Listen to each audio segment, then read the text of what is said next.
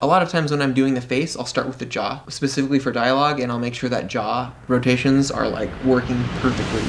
In student work, the polish just isn't there. I think one thing that you can do is to just... What's up everyone, welcome back to How to Become an Animator. I'm Sir Wade and today we are talking about polishing your animation with our special guest. Hey, I'm Allen Ostergar. I am a character animator at Disney. Yeah, let's talk about polish. Alright, let's do it. Some of my projects I've worked on are Zootopia, Moana, Olaf's Frozen Adventure, Wreck-It Ralph 2. I think that's it. Good lineup. Yeah, so I've been at Disney for about a little more than 3 years. And you got in through the apprenticeship program. Yes, I started as a trainee in the talent development program, and that was right as Big Hero 6 was finishing up. Did you ever do any like Big Hero 6 tests as you got into that, or did you jump right to? No, yeah, we actually, some of the tests that I used were with some of the Frozen characters, because Big Hero 6 hadn't come out yet, so they didn't want us to be using those characters in our tests, so. Awesome. Yeah. I don't know how best to discuss polish, but I guess the first thing we should say is like, what do you consider polish? Yeah. Like, within the whole like blocking and everything else, like where do you kind of set the boundaries? So for polishing, usually, I mean at work, it's at the point where I've shown my blocking and I've gotten it approved and the acting ideas are already there and they're working, and it's the point where I just need to take it home, you know, bring it to 100%, you know, which is can be really hard because it's like the last part of the marathon. You're like, oh, I gotta finish, and it's like, I've been looking at it for so long, but to finish strong and like get all those details in there to really sell the performance and the physicality and make it look great and beautiful. How long do you usually have for that portion of it? Depends. Yeah, it could be anywhere from you have the afternoon to polish it to you have a week to polish it.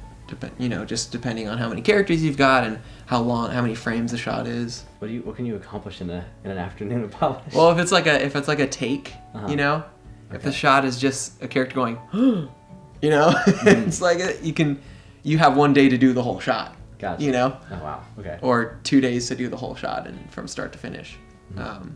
If it's, you know, a 30 frame shot or less. I was thinking like 3 characters. You got the day. Go ahead and finish it up. No. Maybe in not in feature. So once you hit like cool, time to polish, like whether it's someone tells you you're good, go ahead and just finish it up, or you decide like what happens next. Yeah, so from that point, something I'll do before I really get into the details of playing in the graph, or like getting into the graph editor and really tweaking the curves and finessing arcs and things like that. Before I do that, a lot of times I'll kind of look at the shot overall and see if there are places in the shot that I can maybe like take a frame out of an action to make it a little bit quicker, so it doesn't feel, you know, so it feels, you know, snappy, or if it needs that. And then so maybe like rob a frame from one action and make another action give that frame to another action, just to kind of like play with subtle things and timing. I'll usually do that before I really start getting into the like polishy stuff, because it's kind of like your last chance to do some timing, you know? I mean, the earlier you get that kind of things, those kind of things adjusted, the better, so that you don't have to re-fix arcs and things like that. Yeah. And do you have like a list of like, I don't know, things you need to hit in a certain order that keep you? A lot of times when I'm like, okay, I need to polish this shot, I will actually write down a checklist. Like, sometimes you don't have time to polish everything that you'd like to. So I'll start with the most important things first, and I'll actually like make a checklist. A lot of times from the hips outward. So I'll look at what the body's doing and where the hips are going, and I will kind of like track the arcs that it makes, and I'll adjust the spacing and the timing of that. And then once that is working really well, it's working in clean arcs, and I look in my graph editor and make sure there's nothing crazy happening that shouldn't be, I'll move forward with that. And then sometimes I'll look at the camera view. The viewport from the camera is really important to make sure that's working, but I'll also go into, you know, the viewport that isn't the camera and just toggle around to make sure it's not going towards camera and away from camera in weird ways, because sometimes that will cause problems later down the line. Yeah, and sometimes that solves problems. Like, you'll see it in the camera, like there's something kind of weird, but I'm not figuring out what it is because I think it's working, but sometimes you just toggle around for a bit and figure it might be like a stray key or it's doing kind of a wonky movement that you can't really see from the camera view. Yeah. Oh, there was something else I wanted to say. When you are like prioritizing, Uh-huh. and you have like, oh, like this is the most important thing, I need to make sure I get that first. Is that usually consistent, or do you have everything? Sometimes it is, yeah. And so sometimes like, okay, I'm gonna take care of the hips, make sure that, because that drives a lot of the things coming out of it. So if you have a weird hitch there and you polish the hand, and then you polish the hips later, it's like what you had to counter animate to make it look okay here is now apparent again because this changed, you know? Mm-hmm. So it's like working your way from the root outwards. But there are some shots where maybe the hips aren't what's leading the action. Mm-hmm. So sometimes, like if it's the head doing something, you're gonna have to. I kind of polish some things simultaneously. A lot of times I'll kind of take care of the torso and the head first, and then I'll worry about the arms and the legs afterwards. Do you ever turn things off, or do you like what? I don't know what your workflow is like. It depends. Depends on the shot. But if it's a very physical shot where there's running and jumping and that kind of thing, a lot of times after like my blocking pass and I want to. Well, actually, even in my blocking pass, I will sometimes just animate the torso to get that right timing. So it's not just even timing, but maybe here it stops and then it jumps and then it has a good rhythm to it. Mm-hmm. And I will just turn off the limbs and just animate the torso and then turn them back on later and kind of figure them out. But when I'm polishing, yeah, sometimes I'll turn off maybe the arms if I just want to work with the torso and the head and really see what's happening there. I don't do it all the time, but sometimes I do that. If I feel like maybe if the arm is distracting me, you know, then I'll turn it off. But a lot of times I also like to keep things on just because I don't want to change something in the torso and then realize that oh, I see why I did that weird little motion. It's because the weight of the arm is affecting the torso in some way. Yeah, so a lot of times I'll do that after I do the torso. Then depending on if the arms are IK or FK, if they're FK, I'll just kind of work my way out too. And a lot of times what I do when I polish is I actually am deleting keys. Because there might be too many keys that I had done, and it's not clean as it could be. Sometimes I'll just be like, okay, well, I like this and I like this, and I'll just delete everything between, and usually it just makes a smooth motion, and then I might adjust it. Because yeah, a lot of times it feels like things just start getting really hectic and messy when you're polishing, so I'm not afraid to just blow things up in a small way, just to kind of clean things up. But at the same time, oh yeah, this is what I want to talk about. In my workflow, I like to keep my keys organized throughout blocking. So I'll have the whole character keyed on this one frame, and then the breakdown and the in-betweens and things. So if I need to retime things, it's easy. So I'll try and stay organized, but once I start getting into polish, I just like throw it all that organization out the window. And I'll just like, okay, like I don't care where these keys are. Like if I have to slide it over a little bit, that's okay. If I have to create a new one and move it around, then that's all right too.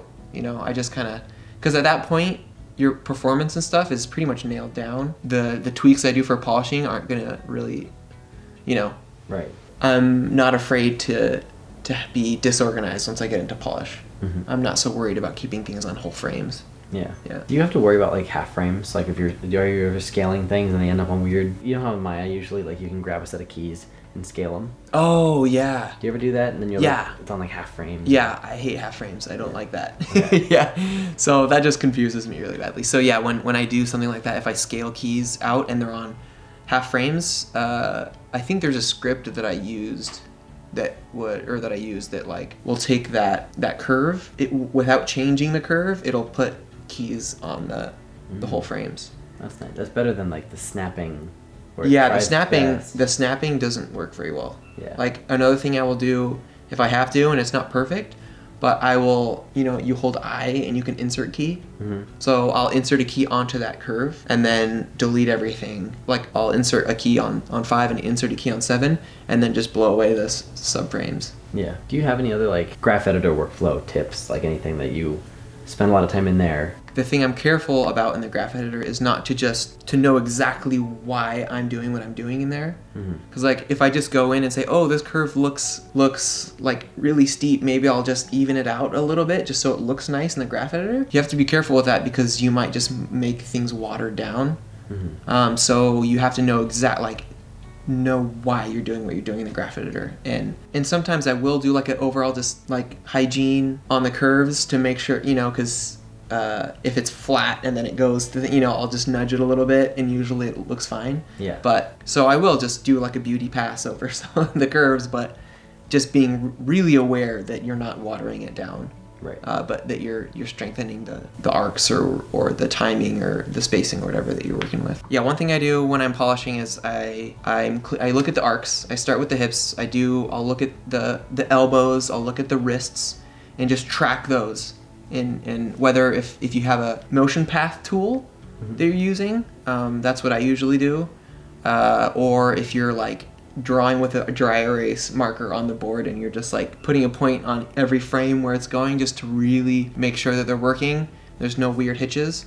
So I'll do that with knees, feet, hips, elbows. With the head, for sure. I also do it like we're right here at the base of the neck to make sure that the torso is moving right from here to here. And then a really big one is the nose. Make sure the nose isn't doing anything weird that you don't want it to be doing.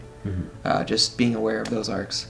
And then other than arcs, another really important thing while I'm polishing is the overlapping action and follow through. A lot of times you fall into the trap of the torso feeling stiff. So I might add some subtle squash and stretch in the torso, or like maybe lead and follow with the torso. So if the body is moving, what is it? Is the head and the shoulders kind of leading it? Or are the hips leading it, and the upper torso kind of like following behind, you know? I'll be aware of those things. I make those decisions based on the performance and the acting and what is strengthening, like what is the character saying, what are they thinking, and how will that affect their like physicality, and then that will inform the choices I make with lead and follow. And is the arm being led by the shoulder, or is the hand leading the action, you know? So I'm just being aware of that. Yeah, so if I'm animating a run, you know, I'll add subtle squash up and down, like the hips come up and the head comes down and then comes up, you know, just to make it feel a little bit more organic. And that's another thing too, is not just for the acting is what drives those things, but also just weight and body mechanics, and that, you know, adding subtle offsets and things like that for those reasons too. For example, if I'm gonna breathe, if I take a deep breath, like I might add a subtle, like I might have, you know, the chest expand, and I might have the chin come down first and then come up, you know?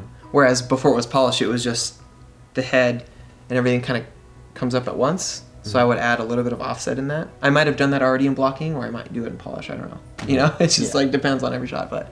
And then I might, you know, have the shoulders kind of come up after to like continue to expand this area or whatever, you know. Just I'm trying to think of ways to make my animation feel organic and lifelike. Like organicness in the face. Yeah. Anything in Oh there yeah. that... So after I do the body, I'll try and apply a lot of those other things that I talked about to the face as well. So I'll track things on the face. I'll track the mouth corners is a big one. Make sure it's not just moving back and forth and up and down, but it's moving in arcs when it moves. A lot of times when I'm doing the face, I'll start with the jaw, specifically for dialogue, and I'll make sure that jaw rotations are like working perfectly. Like the timing is exactly what it needs to be. I might copy that curve, and I'll copy it into maybe the cheeks, you know, or also onto a layer or something onto the mouth corners. Like I might copy the rotation X or whatever your rig is for this motion of the jaw, and I will copy that onto the translate in and out for the mouth corners, so that I might do that on a separate layer, animation layer, so it's not messing up the stuff I already have. Yeah. But so like when you open your mouth from here down, there's a subtle, it goes in, you know. Yeah. A lot of times because it's kind of stretching and so like I'll copy curves to the eye to the cheeks maybe. So when the jaw compresses, you get a little bit of compression in the cheeks too. So I'll do a little bit of that to make the face feel more organic. I'll make sure that the like corrugators, like on the eyebrows, are also sometimes moving in arcs, and being aware of that, just very subtle. But that'll also help to make things feel organic And same thing, I'll work on the blinks. That's, I feel like, a whole another like thing you could go talk about for a long time. Is like how to make the blinks feel fleshy and natural. But I'll definitely do a pass on the mouth, do the pass on the lids and eyebrows, and I'll make sure that everything's working together. That's another thing that's important, is whatever the mouth is doing, that everything else in the face, or whatever's happening in the eyes, it's supported by the rest of the face.